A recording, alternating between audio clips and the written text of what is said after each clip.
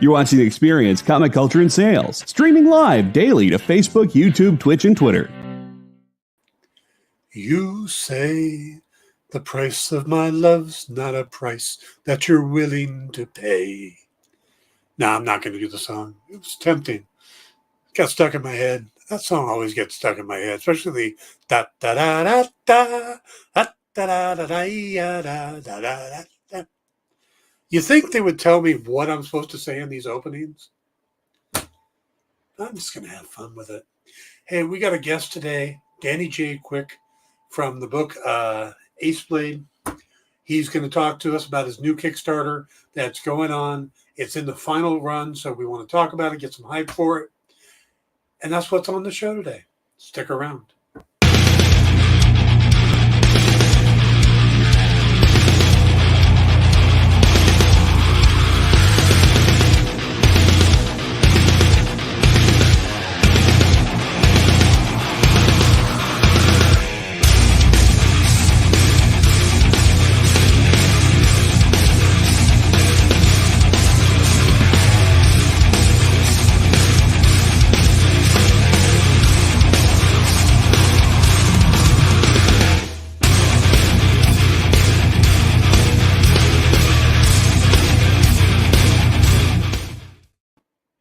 You know, that new opening, it sounds like something straight out of Five Finger Death Punch. Like the lead singer's going to be coming going, whoa, you know, and then start screaming. I kind of like it. Gets the day started. We're the first show on here during the day, so you want something that's going to get your blood pumping, right? So everybody's awake now. Everybody's good to go.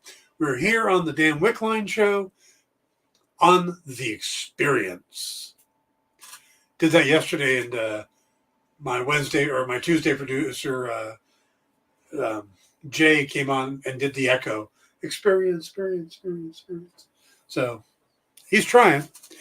All right, folks, we are going to talk today to a creator out of North Carolina, which is why I have my Carolina Panthers hat on. And we're going to talk about his new Kickstarter that's going on right now. JD will be putting the link to it up occasionally in the chat. But let's bring him on. Welcome to the show, Danny. Hey, thanks for having me, man. That was a great intro, even though they didn't tell you what to say. I think you did an amazing job. Well, thank you. Yeah, I just get that 10 seconds completely wing it, and sometimes I know what I'm going to say, and sometimes just cold open, you know? Yeah, so. I love it. Now, you're in North Carolina, correct? Absolutely. And I am a Panthers fan, but I haven't watched football in a while since we haven't been great at football. So I think 2015 the Cam Newton 15-1 season. It was so fun. It was so fun, man.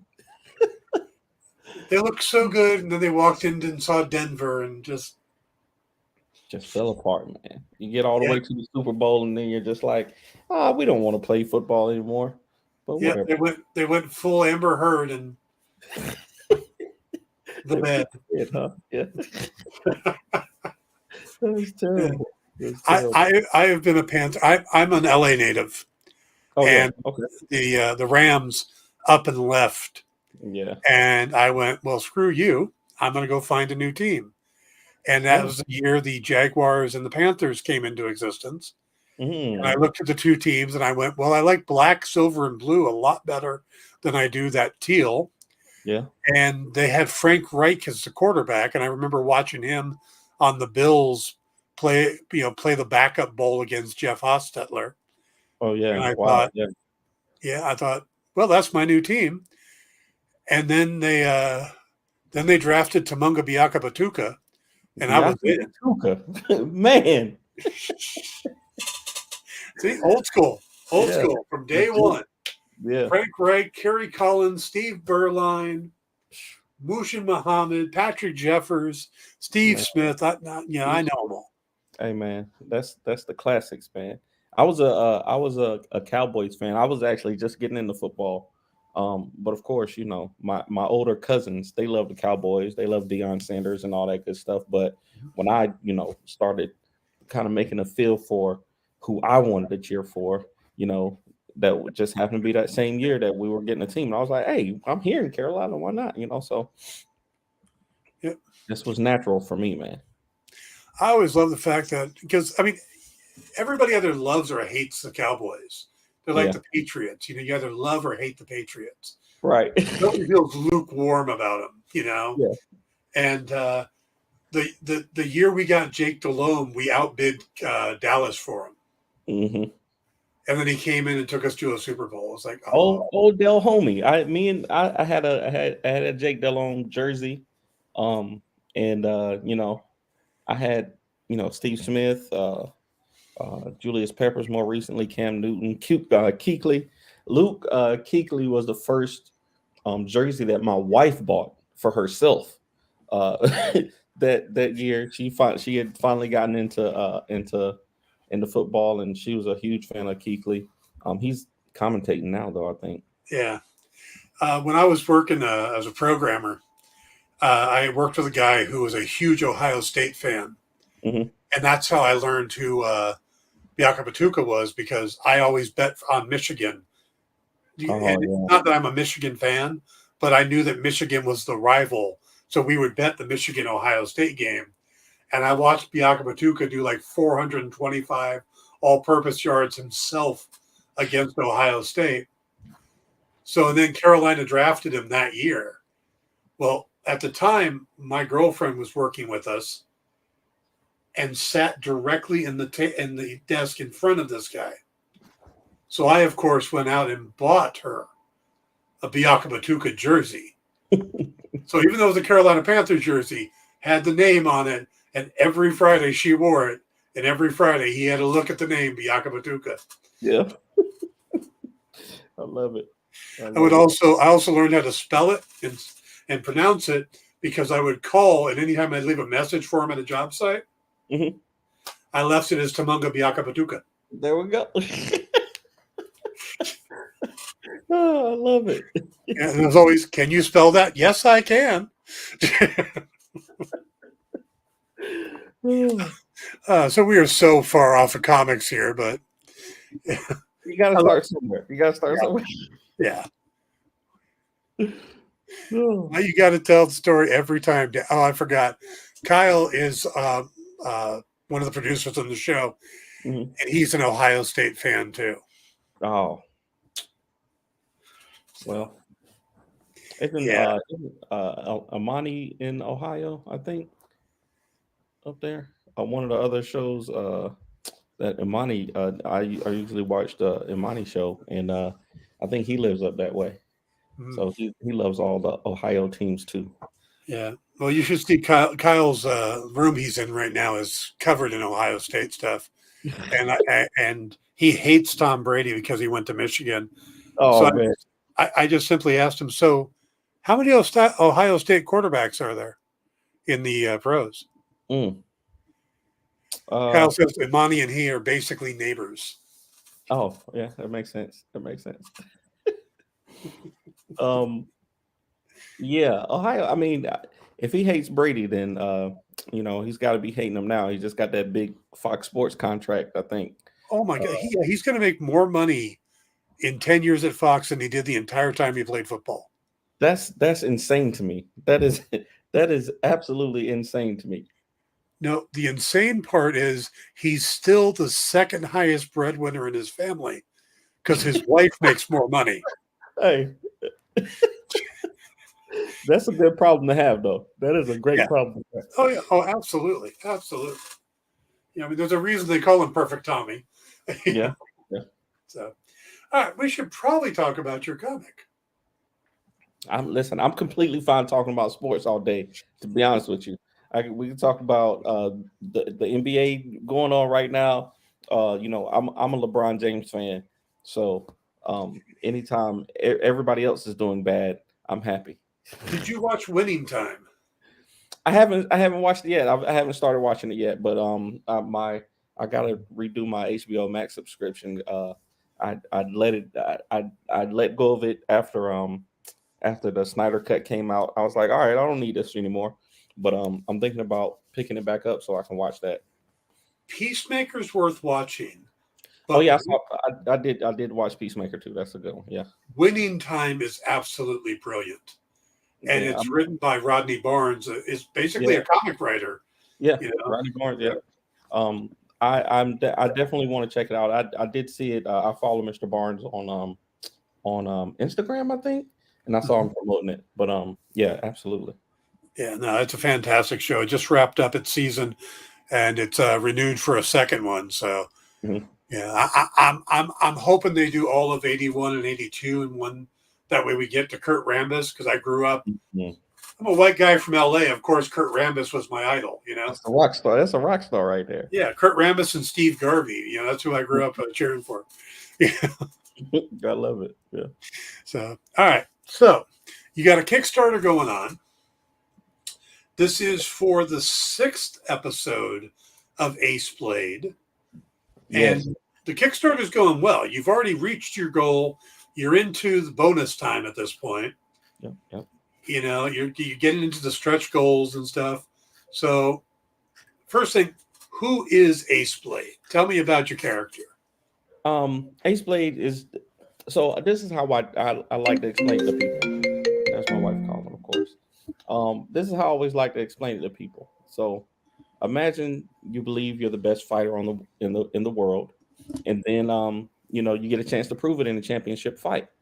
All of a sudden your manager tells you that he's actually been setting up fights for you to win the entire time, and now you have to lose this title fight or they're going to kill you and him, right? But you really do believe you're the best fighter in the world, so of course you go on and you win it. So now you seek to find out, you seek to figure out who it was that set you up. And I won't tell you what happened to the manager or anything like that, but we'll just say he didn't survive. Uh, and now you've proclaimed that you're gonna fight these supervillains, but you have no powers yourself. So one thing leads to another, and it's a true underdog story in every aspect of the word. And you just kind of meet all these interesting characters who have great backstories of how they went to the city, Vegas City, to hit it big, and they either did hit it big or they lost it all, and that's how they're in their circumstances they are now with their superpowers. So it's really just a fun comic book story full of comic book tropes and adventures, and right now we're starting a new arc with issue number 6.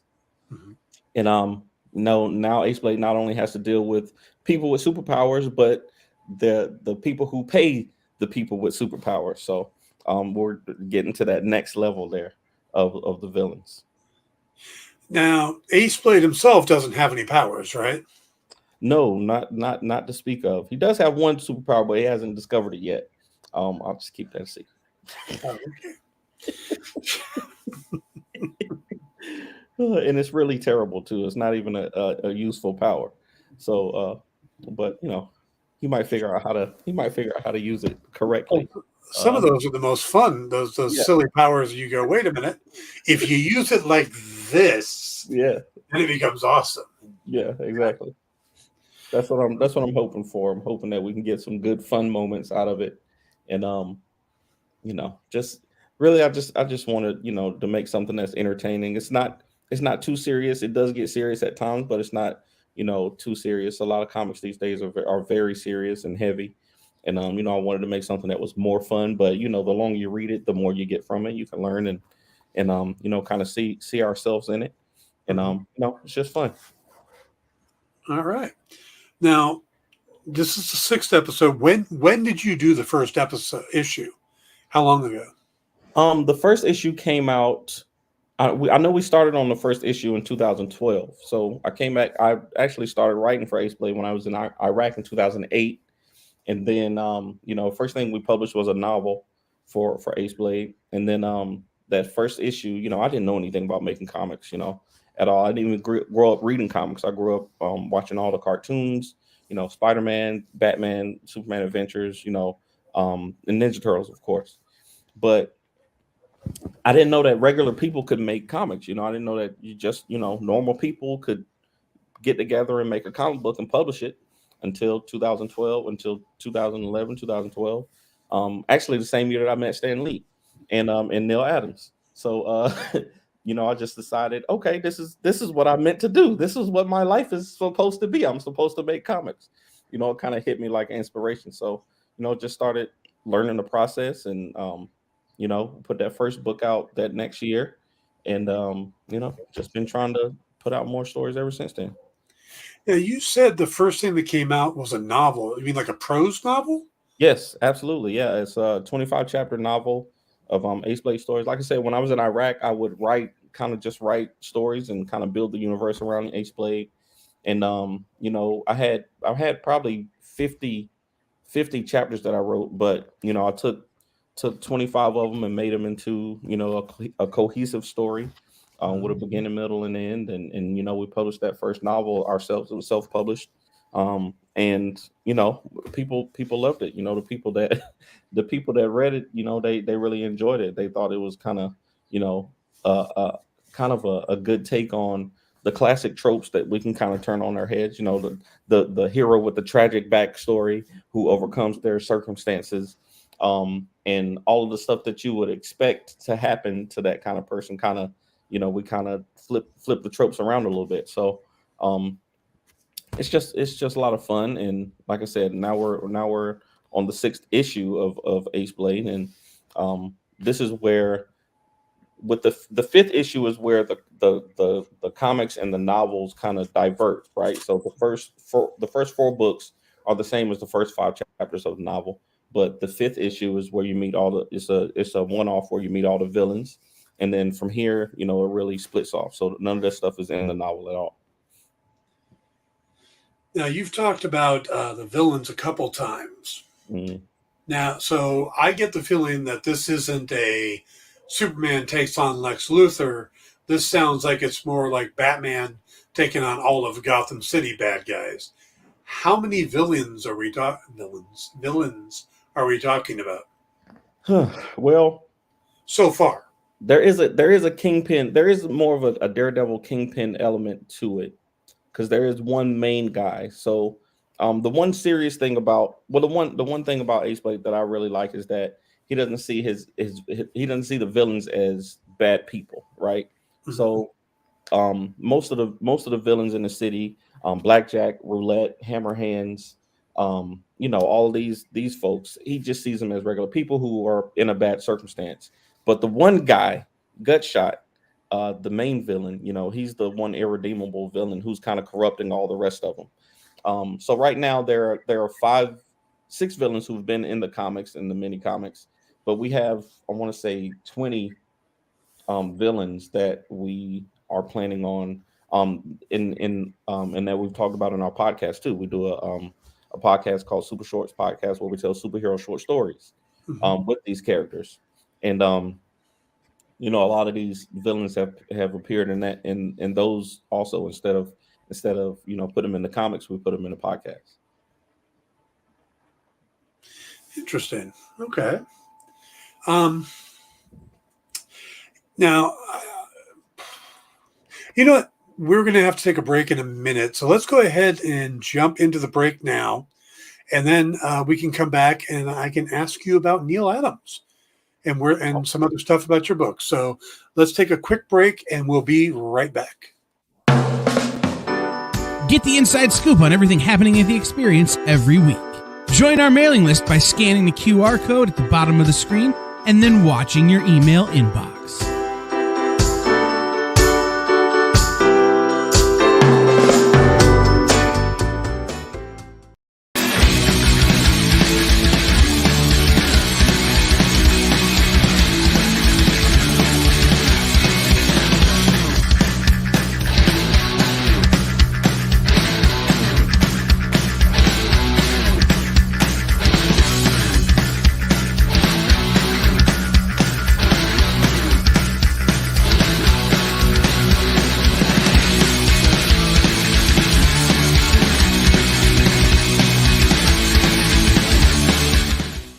Who would win, Batman or Superman? It's the age-old debate, except it's so much more complicated than that. Nerd Killer Warfare every week on The Experience is your chance to debate other nerds in the questions we've all been asking for years, except we take those debates and turn them up to 11. Go to bit.ly/EXP casting or scan the QR code to be part of the show.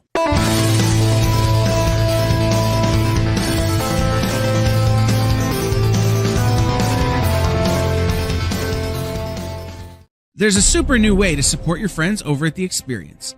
Head over to YouTube and send us a super chat, a super sticker, or a super thanks. We'll be super grateful for your support, and then keep an eye out as we launch membership services over on YouTube. It'll be a great way to get first look access at new content and shows before anybody else. Keep your eyes peeled and make sure you're following us on YouTube.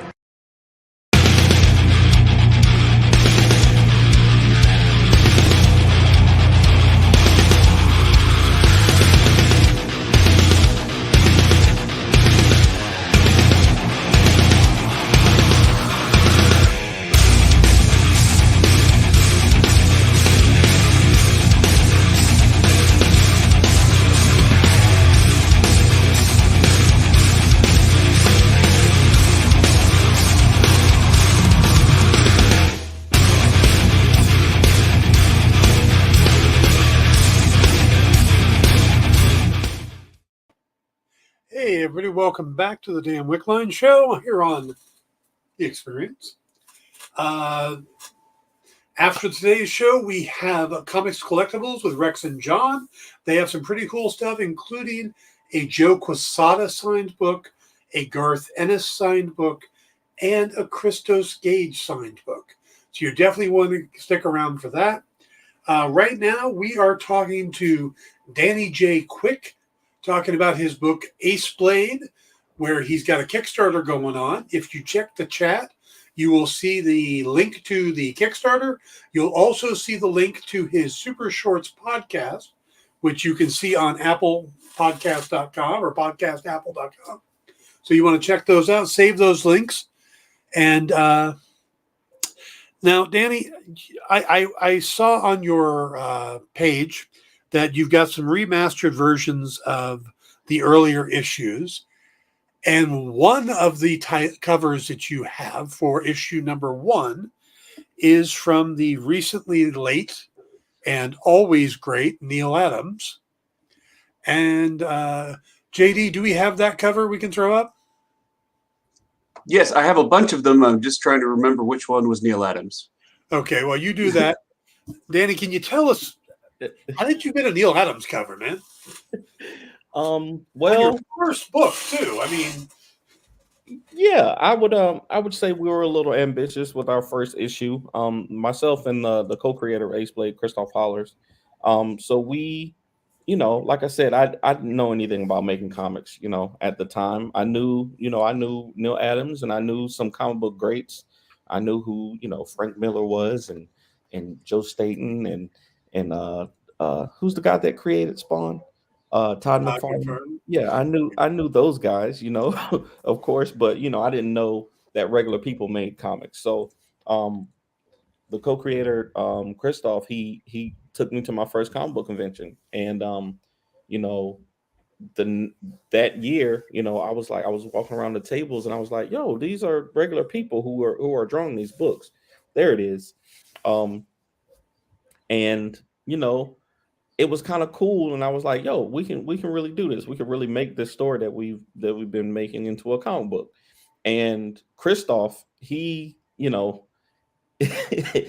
the really uber ambitious one of us, and he was like, "I want to get one of the greats to do a cover for the book." He did a cover himself, and I did all the graphic design and lettering and put together the internal team. But he was like, "I'm just gonna." I'm going to ask Neil Adams. I'm just going to ask folks that are here. Neil Adams was there. Joe Staton was there. And Ramona Shelburne was there. And he was like, what would it take for me to get a cover from you guys? A cover for this unknown comic book that we've never done. So he told, they told us the prices. And we were like, yo, this kind of, it's $400-$500. back in 2012. That was way out of our budget. But the funny thing is that we actually got Joe Staten to agree first. Joe Staten agreed to do a cover first, and when that happened, it was kind of today. when Joe Staten agreed to do a cover, then Neil Adams agreed to do the cover. So we were, we didn't have the money to pay both of them, but we were like, hey, if we got the opportunity, we're gonna have to figure out something. So Christoph was making these custom rings at the time, like he was making Green Lantern rings, and, costume jewelry and stuff like that. So we did that first Kickstarter. We raised enough money to get the book funded. It was only like $1,200 at the time, but we actually used all that money to pay for the cover artist, and the rest of the book we paid out of our pocket. So that's how it happened. Oh man, if you got a Neil Adams cover for $500, my God. Right. Oh wow. Right. Yeah. It was incredible. It was insane. Just luck of the draw. It was one of those circumstances we were in the right place at the right time. And he was in the right mind state. He was, I guess he might have, not believed that I'm sure people come up to him all the time saying, can you do a cover for our comic book or whatever? So, we just, did what we had to do to meet his criteria, and there it is. Who did the coloring on it? This one was done by an artist from California. His name is Rich Cardoso. He actually colored all 4 of the first 4 Ace Blade books.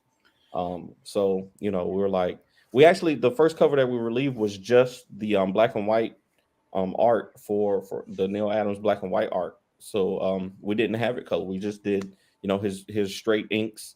And once we remastered all of these covers, we got the art, we got the colors from it, they came out kind of good. So I was like, I love it, and we're gonna put these out, and then we started the Kickstarter on, I want to say April was it May 3rd? We started the Kickstarter, or no, April the second week in April, and then. A week ago, we found out, that Neil Adams had passed, and, it was crazy, that it just happened during the time that we had remastered these covers, and we, were putting them out there for people to be able to buy, because we literally hadn't printed these covers since 2014 when the book came out. Yeah. So this is the first time that anybody would be able to get this cover again. And it is just, insane for it to be happening at that time. Yeah, see, I did something similar when I got into comics. I self-published, put my own books out, went out, got covers from people that I really liked, Tim Vigil, Walter McDaniels, stuff like that, Kieran Dwyer. But I was crazy enough to go, I'm coloring these. Mm-hmm. I'm going to do these myself. Because if I'm paying for these, I'm going to color them. I love it. I love that. Yeah. I've never been. This issue of Ace Blade is the first issue that will have my art on it. I actually did a cover for this Ace Blade, but I'm more of a graphic designer by trade. I went to school for graphic design, and that's what I do for my full-time job. So lettering and design, design work and layouts is all me. I can do that in my sleep, but I was always so self-conscious about putting my actual art out there. But this time, I decided to do it. So I tip my hat to anybody who's brave enough to put their artwork out there, because I hate critiques. People on the internet, always want to tell you that your stuff is trash, and I take it to heart. So it took me a long time to get my own art out there. Now, is this your cover? This is the one that Christoph did. So Christoph is also an artist. Christoph Fowler is the co-creator. He did this first cover for Ace Blade. That was actually the original cover that came out with the story. Now, so we try to do as much as we could over the years ourselves, but we have to lean on the professionals for some things. All right. So Ace Blade, you mentioned roulette. Mhm. I'm seeing a poker or gambling theme. What's up with that? Because you're from Alabama and you started writing this on Iraq, but does it take place in Vegas? It does. So the city, instead of doing New York or New York or the a fake New York or anything like that, we thought That's why Joe not? Stanton, right? That's Joe Staten, yep. And you can see the outline of Kilowog down there on the right up under H Blade's left arm. He snuck that in there for us, so we thought that was really cool. I love it. That is awesome. Yeah, so you see it's in Vegas City, so it's the fictional Las Vegas. We figure, for a place where people go to, kind of risk it all and hit it big. This would be a good place for a superhero because there's a lot of, I've been out there a couple of times and there's a lot of crime out there too, but it's definitely a place that people will go and risk, their whole life savings to try to hit it big. And, I just figured it'd be a good place for a superhero. As a fellow writer, the only I think Vegas is a great idea for a hero, but the only downside would be how he gets around town.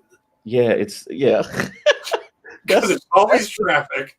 He can't swing. He can't jump building to building because they're really far apart. That's the most fictional part of the.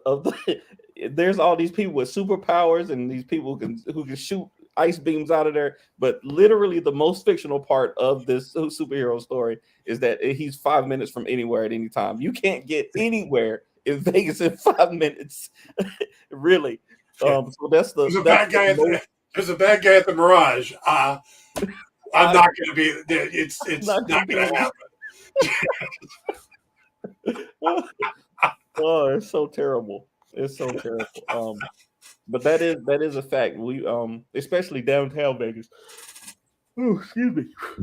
It's my little brother lives out there. He's in the Air Force, so we've been out there to stay with him a couple of times, and we stayed at the Luxor Hotel. We went to the Mirage. We walked the Strip, and it's literally impossible to get anywhere quickly there, no matter what mode of transportation you have. JD's got your answer. The secret Bugsy Siegel underground mob tunnels. I love it. Hey, we gotta figure something out because I want to see a page of him just walking the streets. Like it'll be a whole comic just walking from one place, one side of the strip to the other. Oh yeah. Oh man. So now you said that you came up with this while in Iraq. I assume you're military? Yes. I was in the Army. I did Army 12 years. I did Army Reserve and active duty. So I did but Christoph and I, we worked together at a print company in Raleigh, North Carolina.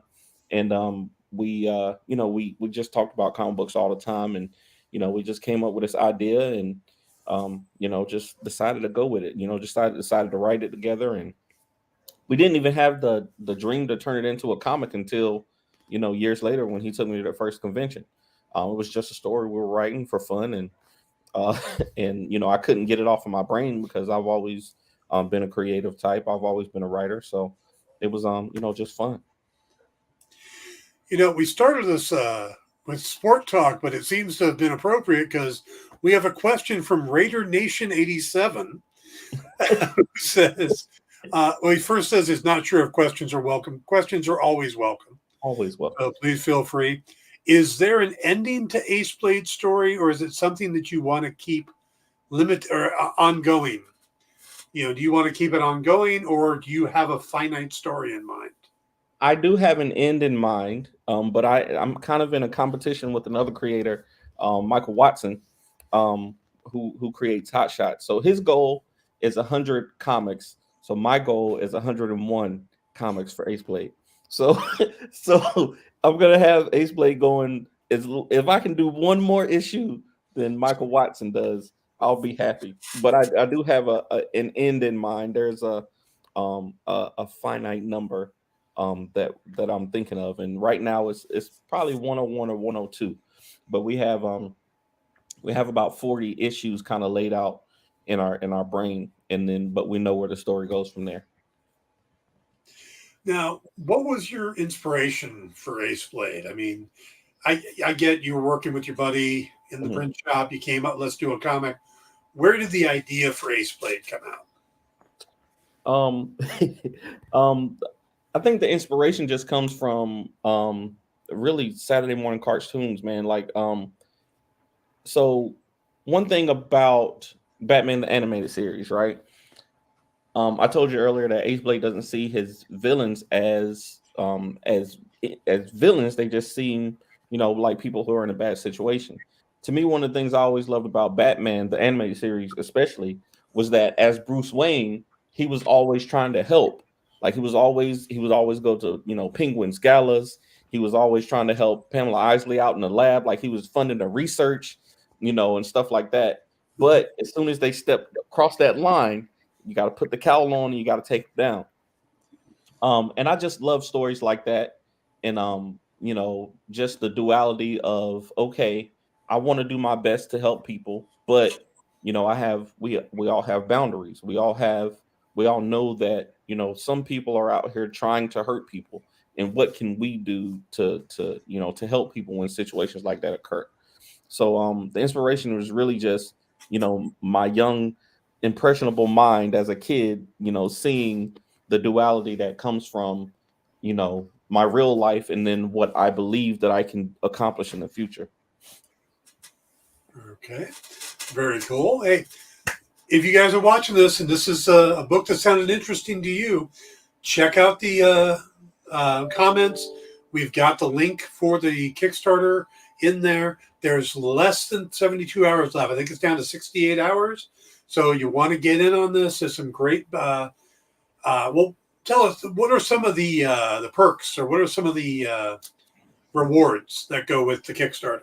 Yeah. So one of the things about us, we've done about 10 Kickstarters now, and about 7 of them have been successful. So it's kind of hard to bring new people back at the higher reward tiers. If you do an ongoing series, if people who bought the first 5 books, they're not going to buy the first 5 books again.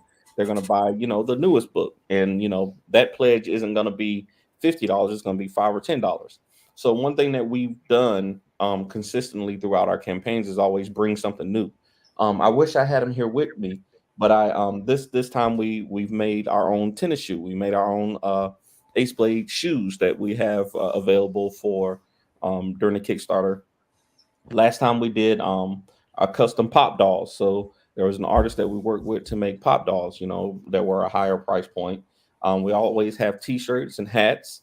We always have, exclusive stickers and exclusive covers for Kickstarter backers. So people who back us on Kickstarter always get the stuff first, and they always get the limited edition stuff. So that's something that we always try to do to keep people coming back. All right, whose idea was purple and orange for the costume? It was my idea for purple, but actually one of the first artists that I commissioned was Randy Kent's, and he was the first time that he drew Ace Blade, he was like, purple I just think his arms should be purple instead of having his flesh. The picture that you see here, he's got his arms out, and most times, that's how he goes out. But, you can get cut, you can get stabbed if you don't have the right protection. He was like, he should have a purple and orange suit, so that he stands out in the crowd and draws attention to himself. And I was like, I think that's kind of a cool idea, because Batman, he has Robin out there in the flashy red and green so that he can get shot at as a decoy. So Ace Blade is going to be the one who stands out in the purple and orange. So, to take, you gotta be able to take, people's eyes away from all that the neon lights flashing around there. So, yeah, I thought that was a cool idea. I remember growing up, there was a Hercules miniseries. It was one of the Marvel's earliest miniseries. Mm-hmm. And he's in space. He's in a space station. and he's got his normal Hercules outfit, and it's kind of torn up, and he gives it to a guy to repair it. And the guy is a fashion designer, and he is greatly offended by the idea that anybody would wear green and orange together. And it kind of, in my mind, that's just orange. Nobody wears orange, you know? Right. So I see purple and orange. I'm like, yep, there's a combo you don't see much. You don't see very often. And I actually I don't know if you've ever seen the movie Blank Man, but Damon Wayans did a superhero comedy back in the day. Oh, yeah. And in the novel, the reason he has the purple and orange suit is that he, it's soaked in this bulletproof material. So just like the movie Blank Man, his purple and orange costume is the bulletproof costume. So whenever it limits his flexibility some because it's a little stiffer, but it's bulletproof, so it's a little safer for him. By the way, JD went for the joke. I thought orange was the new black. Hey, that works too. I'm down with that. So you said his big villain is Gutshot? Gutshot. Yeah, that's the guy on top there. He's the the hulking figure. He was a former MMA fighter also.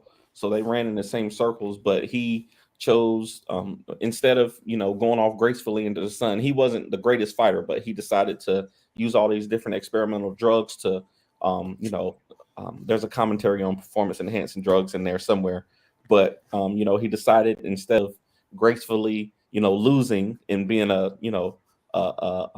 fair sport, he decided to go and take these kind of experimental drugs, and he has this ability to heal and to increase his strength at certain times. So yeah. So how do you get the name Gutshot?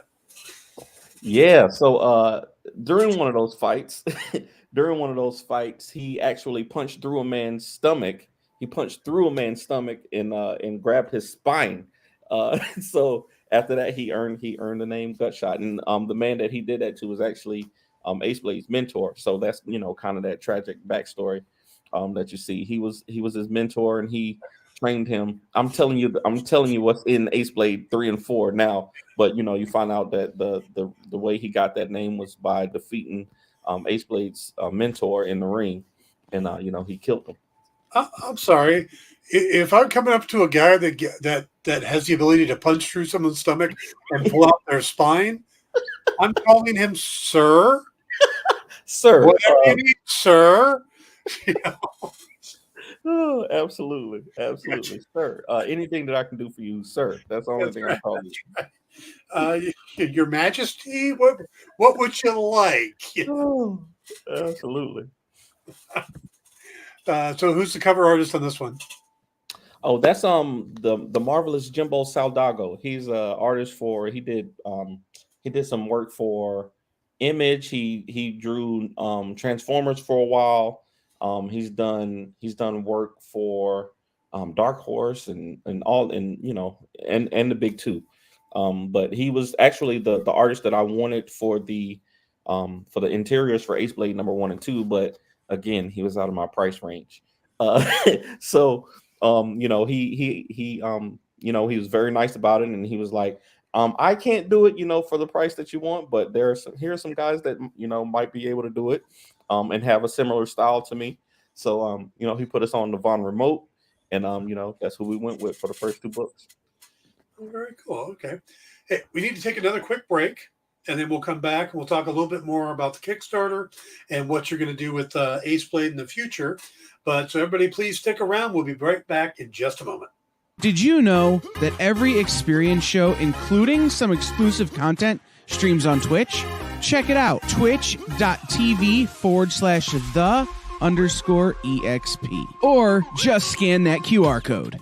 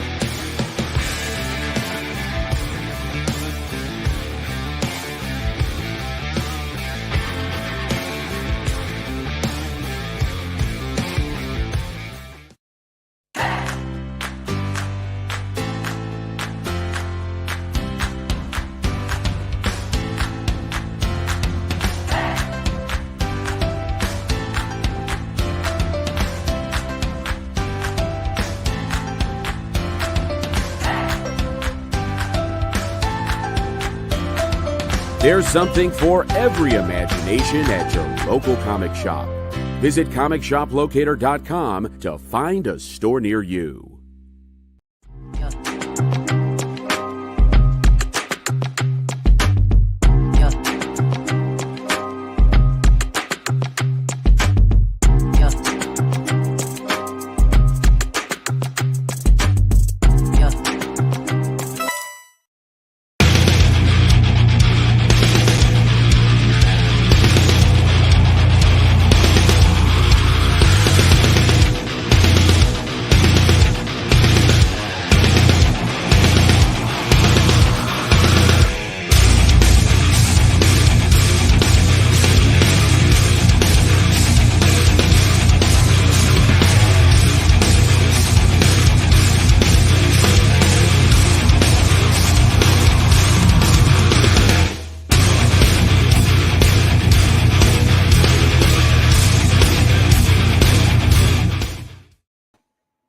Hey, everybody, welcome back here on The Experience with the Dan Wickline Show.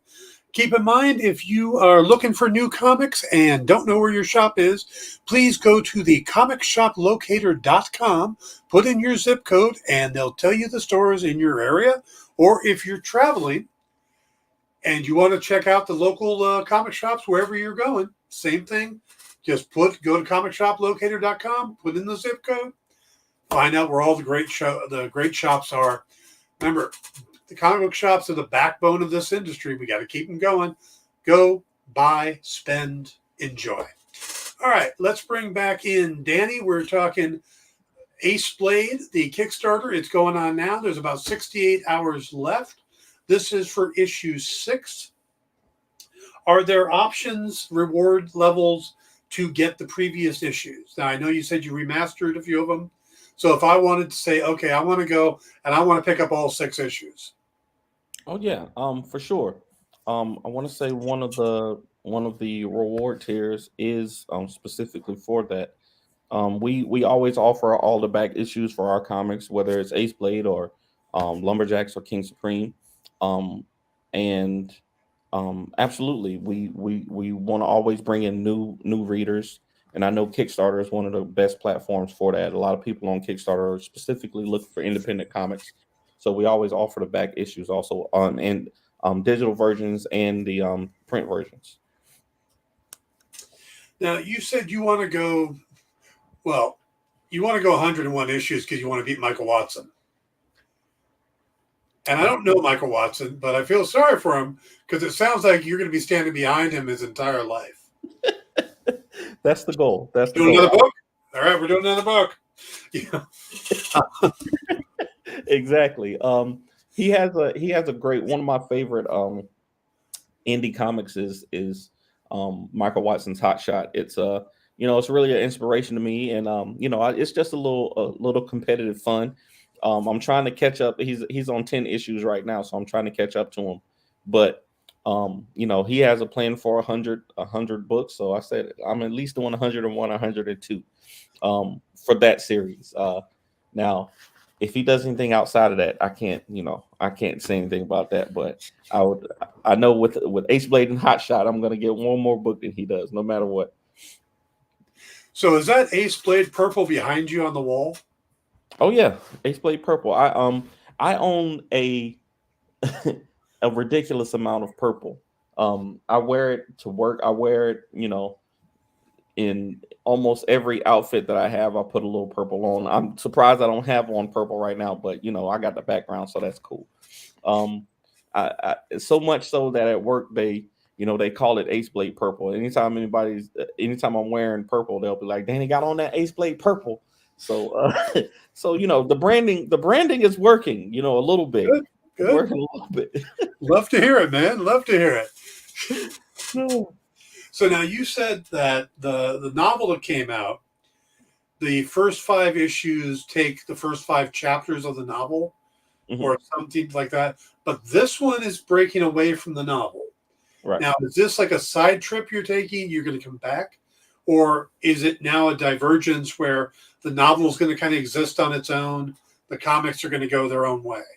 Mm-hmm. Yeah. So I found out over the years of making comics that a lot of people who read novels don't read comics, and vice versa, right?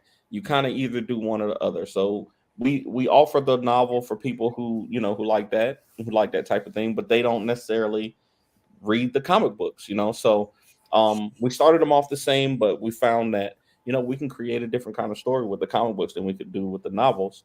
The novels are a lot more descriptive, a lot more emotional, a lot more introspective for the characters, but the comic books are more action packed and more flashy.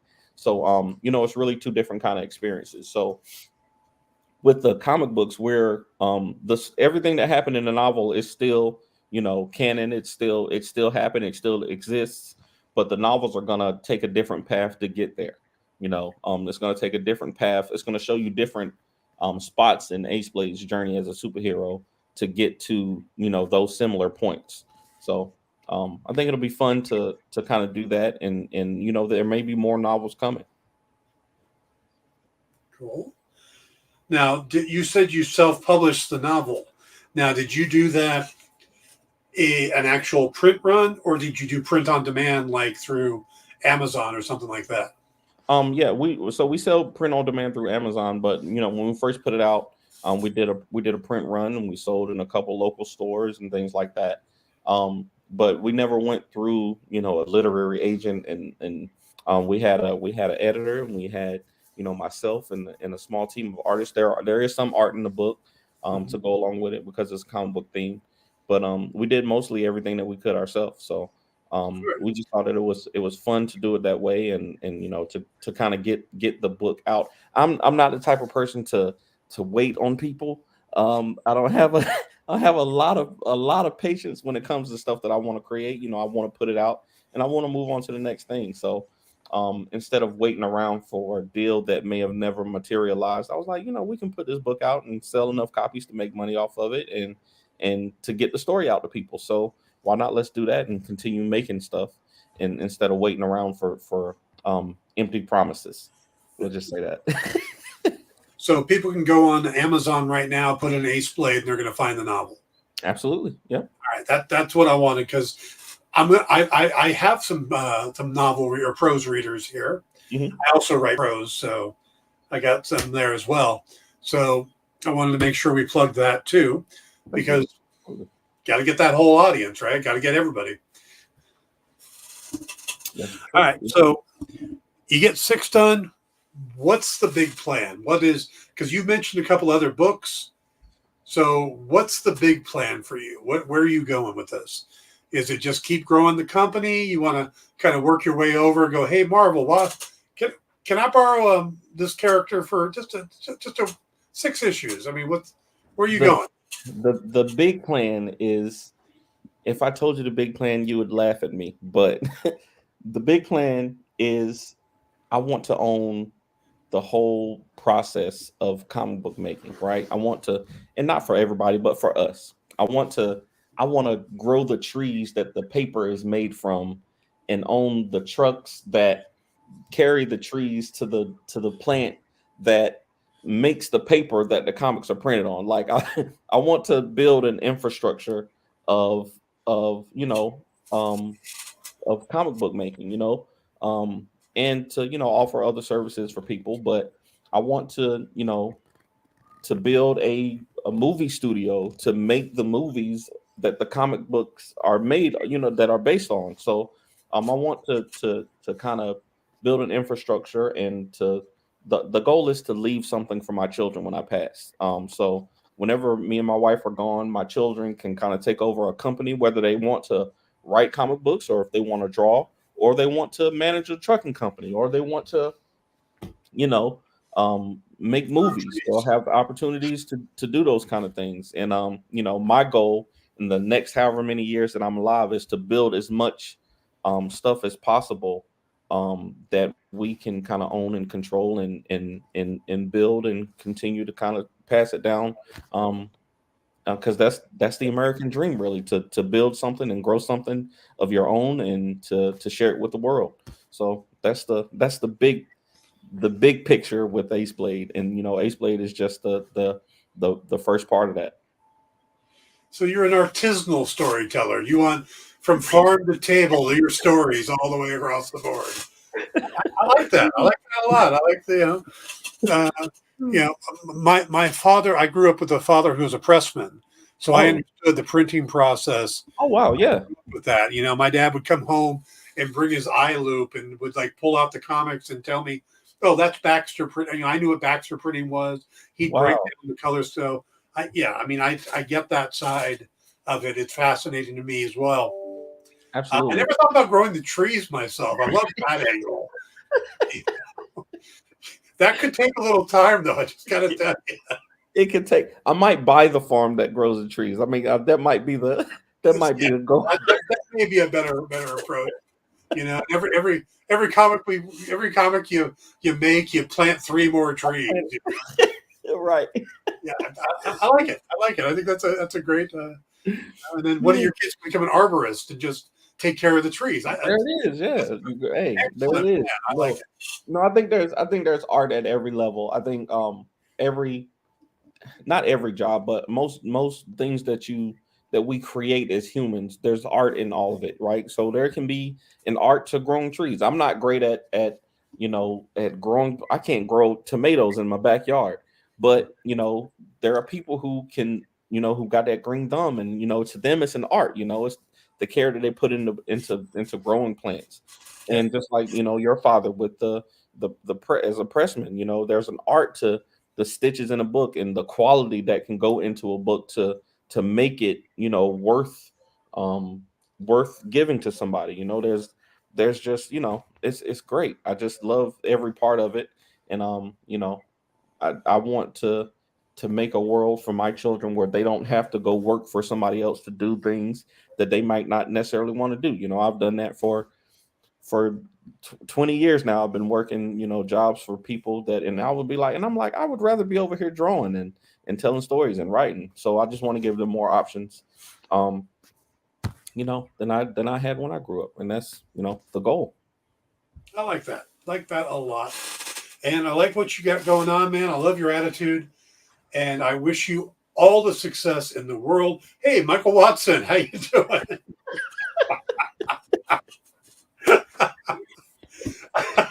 See, you speak of the devil and he shows up, though. Right. See, seeing his name 4 times in the mirror was a bad idea. He'll show up, man. I told him I'm gonna one more. If Hot Shot does 100 issues, Ace Blade's doing 101. And that's my motivation to keep going. But Mike Watson is a great dude. He's looked out for so many people on in the indie comics, and he's just a great dude. So, oh, great, Michael, come on the show sometime, man. Just I think Kyle probably knows you, so come on the show. I got to wrap it up here, Danny. This has been an absolute blast. I'm glad you came on. Please let me know if you got any other projects you want to come on. You're welcome back anytime. Kickstarter right below us. There, check it out. There's about 67 hours left. Get involved with this, man. It's a great book, a great project. 6 episodes in, issues in, so you can get a good chunk of this and really get caught up. Best of luck on it. Tomorrow, I will be speaking to Danita Parrish, who has got a horror anthology she's part of for American mythology. So she's an old friend of mine, but we're going to have her on. Stick around for Comics Collectibles with Rex and John. And have a great evening, everybody. Thanks again, Danny. We'll see you all tomorrow. Good night, everybody. There's a super new way to support your friends over at The Experience. Head over to YouTube and send us a super chat, a super sticker, or a super thanks. We'll be super grateful for your support. And then keep an eye out as we launch membership services over on YouTube. It'll be a great way to get first look access at new content and shows before anybody else. Keep your eyes peeled and make sure you're following us on YouTube.